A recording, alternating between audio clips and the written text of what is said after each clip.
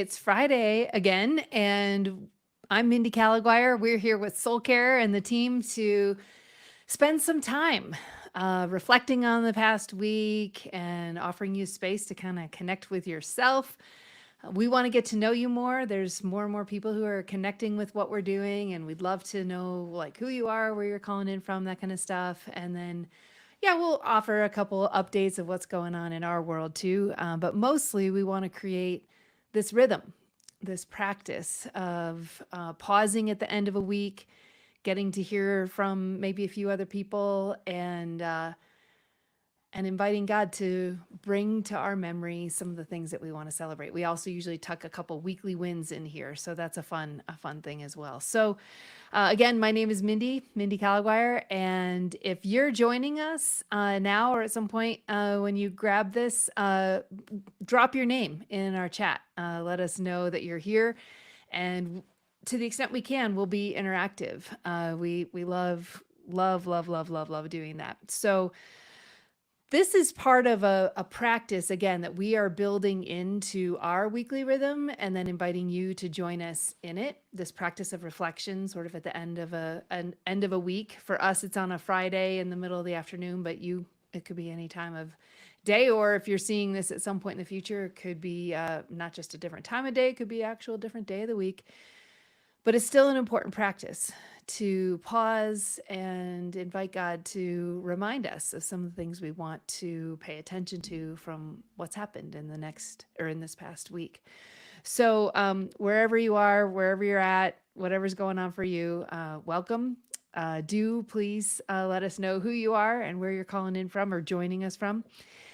And so one of the things that our team has been talking a lot about lately is that with Soulcare, our attempt, yes, we're serving into organizations for sure, but organizations don't jump on YouTube, it's you.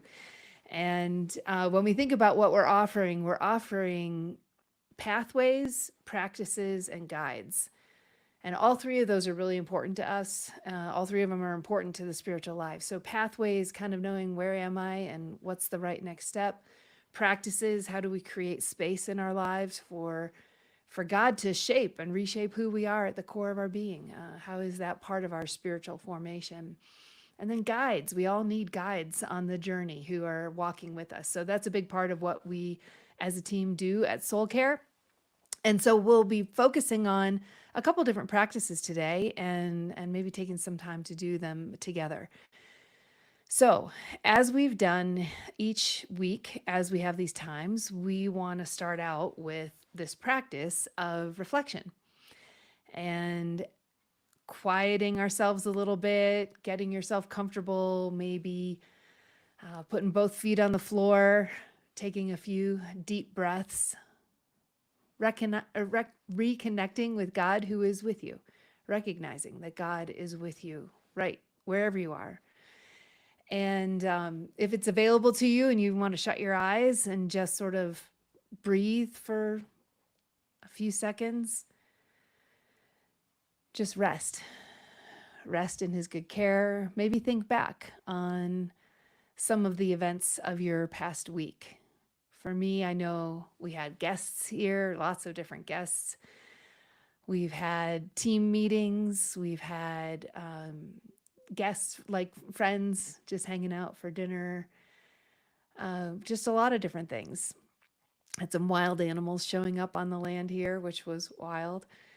And yeah, so anyway, pause, quiet, inviting God to call to mind for you what might be one or two things that you don't just want to rush into the next few days without having noticed.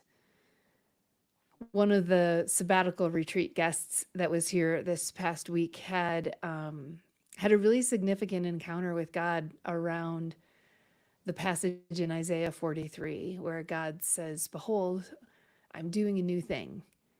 Do you not perceive it?"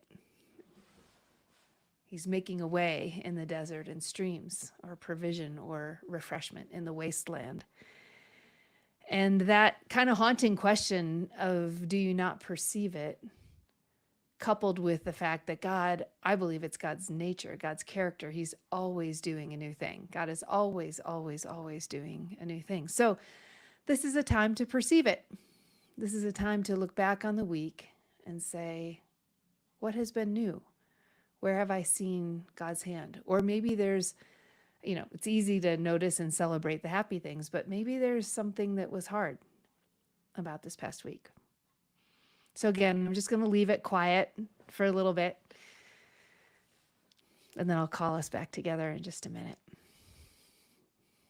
Be thinking. What has happened this last week for you?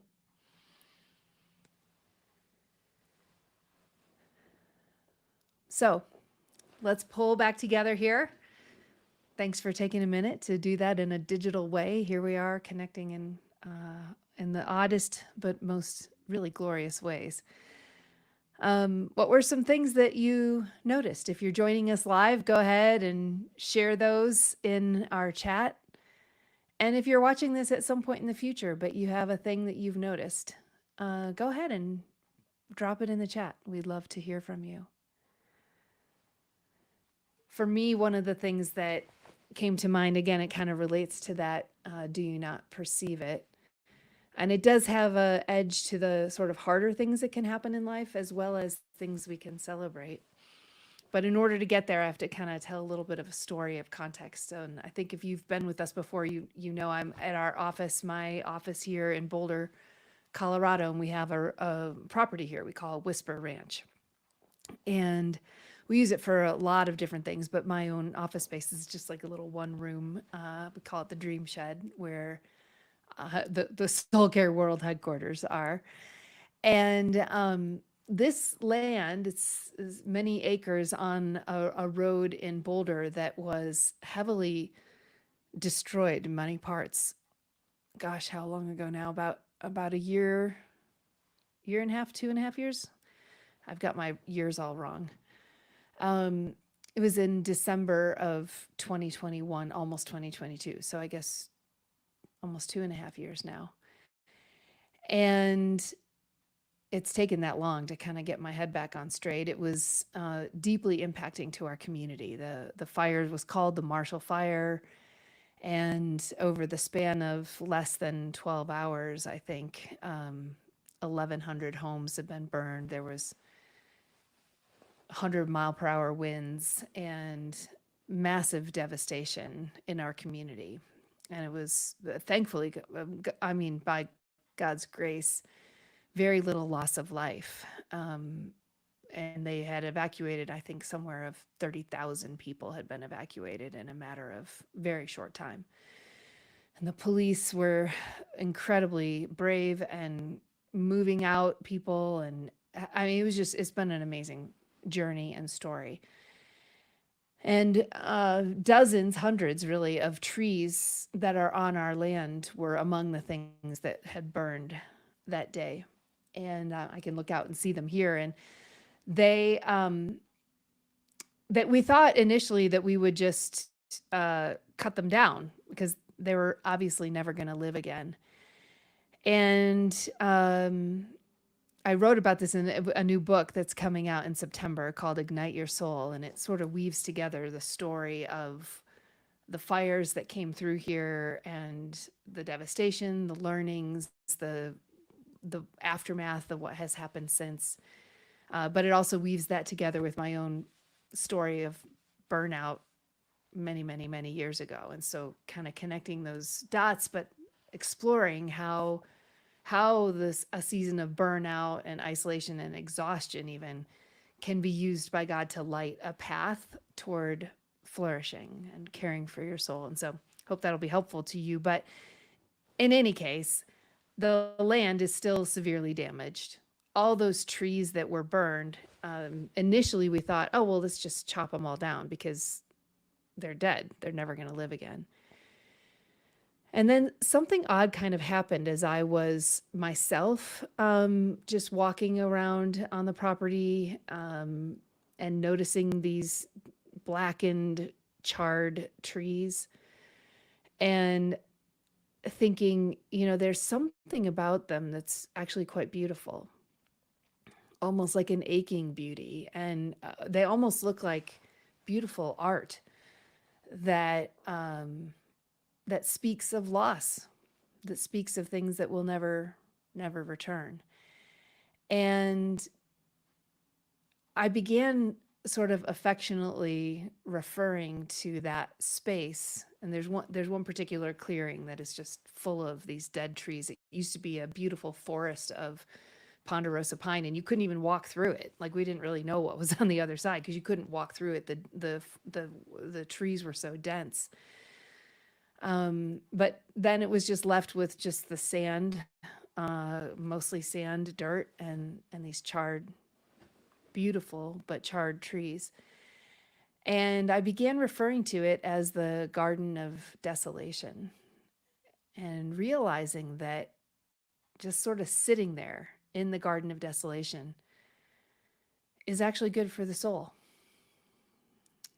Sometimes our versions of what we think God cares about, or what we think the Christian life is all just the happy emotions and triumphant and victorious and all the sort of happy things. And those can be celebrated. They're not wrong. But finding God's presence with us in seasons of desolation is a really important practice. Learning how to be comfortable with what's uncomfortable, and sitting in the reality of things that are lost and gone forever. And not just running on to the next new plan and running on to the next new exciting thing, but just inviting the grief, inviting the lament, um, staying in there long enough to give voice to those things. So I called it, and now, people who know me and have been out here, they know it's referred to as the Garden of Desolation. And always I thought we should have a bench that's in the middle of this garden that would allow people to just sit there, feel comfortable in a nice seat, but just be able to, I'm not going to say enjoy the view, but it is a to appreciate, maybe is the best word, to appreciate the view, to consider maybe how it connects to areas of our own lives, and maybe an invitation to prayer or lament and grief. And so, what's kind of fun as I reflect on this last week is, this was over 2 years ago that we started referring to this as the Garden of Desolation. The chapter for that book was written maybe a year ago. It'll be out in September, but just this week, some friends, not knowing any of this backstory, were moving house, and they had some extra pieces of furniture, and they said, "Hey, we have this really cool outdoor bench. Would you have any use for it?" And immediately I thought, "Oh, that would be perfect in the Garden of Desolation." And so we had these guests in town for their sabbatical retreat experience. And by the time they were on their very final day here, the bench had been moved into the Garden of Desolation, perched up on a beautiful ledge of stone, so that you look down across this grove of charred trees, and then in the distance can see a whole hillside of charred trees in the background. I'm like looking at it now, and the beautiful mountains in the background. And it was just really sweet, to then process with them later, as kind of the final part of their time here, what it was like for them to be in that, and what it brought up for them, and then how they were able to connect with God as a result of it, which that's the whole point, right?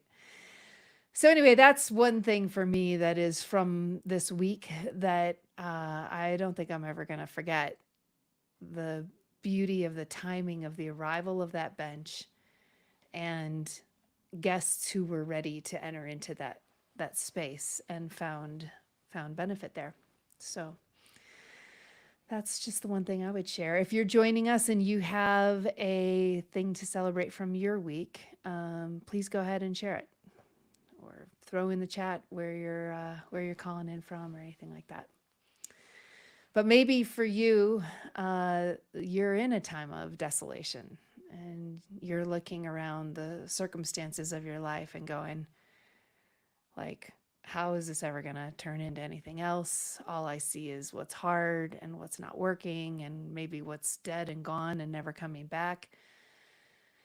And I just want to encourage you today that those can be invitations to sort of back into your own skin. Like, okay, this is real. It's not something to be glossed over and jumped onto the next thing and almost in that sort of frenetic, addictive way, like, oh, I just got to get on to the next thing. It's like, no, there are times when it's best for one's soul to enter into the sadness, to enter into the grief, the lament, to notice what's hard. And some would say that you'll never be able to get to the other side of those things until the grief has metabolized, has gone into you, and sort of the fruit of it can become wisdom one day. The fruit of it can become empathy. The fruit of it can become some very powerful things. But if we just keep running to the next buzzy dopamine hit, we're never going to get there. So perhaps today, for you, the invitation would be to enter into your own garden of desolation and see how God might meet you there in some quiet places. So that's one thing that I would offer from our reflection.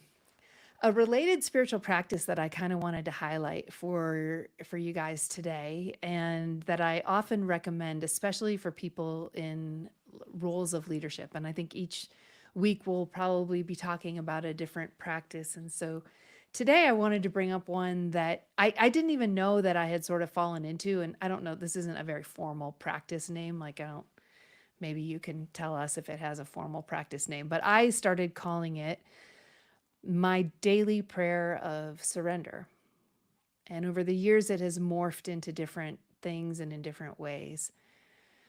But the main gist of it is this: as often in the day as I can remember to do this, sometimes it's before I even get out of bed, as I'm laying there and I want to offer this day back to God and basically say, have your way. I'll get into the mechanics of it in a minute, but just that might be when I remember to do this. Could be while I'm driving in the car, a couple hours into the day. It could be when I realize it's 4 o'clock in the afternoon and the day had a few bumps and bruises or huge successes or whatever. And I all of a sudden remember, oh, I want to yield this day to God. I want to bring it back. And so, so I just, whenever it happens during a day, and I don't beat myself up if I forget about it entirely, it's just an important rhythm that more days than not, I return to as a very important practice. It almost feels like we usually avoid the word transaction in a lot of spiritual formation stuff because we're trying to stay away from transactional relationships with God. But on this particular one, I kind of like thinking of it almost transactionally because it's important for me at the beginning or as early in a day as I remember to give over, like to actually transact. Like, God, I want to yield, to surrender this day to you, to your purposes, to your glory, to your wisdom, all of those things. And I relish it. So maybe it would serve you as well. Sometimes we just run headlong into our days and it's a scramble. It's a mad dash to take care of the kids and whatever's around the house and make our work commitments all line up. But I would urge you to make sure that at the beginning of days, more often than not, you can find space. It doesn't have to occupy much of your time, but to truly surrender, to yield that day, this new day, back over to God. And here's how it kind of snuck up on me. Somebody, when I was engaged, like, so before I was married, so this is like 1,000 years ago, um, there was somebody gave me I guess it was meant to be like a poem in like a little beautiful frame that she gave me. And I think it was by an author who was kind of popular in the 80s, in the early 80s. But I still have not found the actual source of this. And I don't think it was the friend who gave it to me. I think she thought I would like it. And it was in an oval frame, and it would sit on my desk for years. And like city after city, house after house, apartment after apartment, like all these many different transitions, this little prayer in this little oval frame would always stay with me in my whatever my office was, home office usually. But my office, like when I was on the staff at Willow and all that, it was in my office. And I didn't ever really set out to memorize it, but I guess over time, because I would often pray through it because it was there on my desk, it turned out I had memorized it. And I've shared it with so many people over the years. And we'll probably find a way to link out to it if you want to have it beyond just hearing me say it. But I started quoting the end of it one time when I was doing a workshop, gosh, years ago in Long Beach. It was a spiritual formation conference. And then I was like, oh, well, actually, I could probably just do the whole thing. And I had never like tried to memorize it, nor had I ever said it out loud to anybody else. But that in that moment, I realized, oh, I actually have memorized this, and it has become part of me. And I kind of rewrite little parts of it here and there each day based on what's current that day. But here's what that frame said, and here's what I often pray now. And it's just a very simple prayer. It says, Jesus, yeah, I just prayed this morning when I woke up. I am a humble, lowly servant. Take me, take all of me, add anything, take anything away, at any cost, with any price. Make me yours completely, wholly. May I not be remembered for the shape of my face, or the way I wear my hair, or the people I know, or the crowds I've addressed. May I be known for loving you, for carrying a dream, for building bridges to the lost and broken and hurting in this world. May I live this day as if you were in my place. May everything accomplished in my life bring honor and glory to you. And take my human faults and failures and use them to remind those who know me that only you are God, and I will always just be Mindy. Man, even just to say it now, it is a prayer of surrender. You can hear it. Man, as a woman and as a public person now, more than I used to be when I was 20 nothing years old.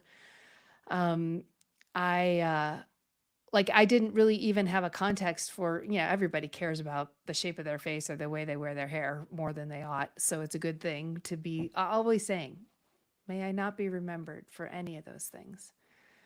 But the other two parts of that are the people I know or the crowds I've addressed. And none of those were true of 21-year-old Mindy. And over the years, I feel like I have been living into the sentiment of that prayer. The parts that have been really hard to pray, add anything, take anything away with any cost, at any cost with any price. My goodness, there have been times when I was dealing with great loss. And it was good to, I don't know, recognize it as part of a bigger picture, that God is making me completely His, holy. Holy, not like holy, like holier than thou, but like holy, like completely.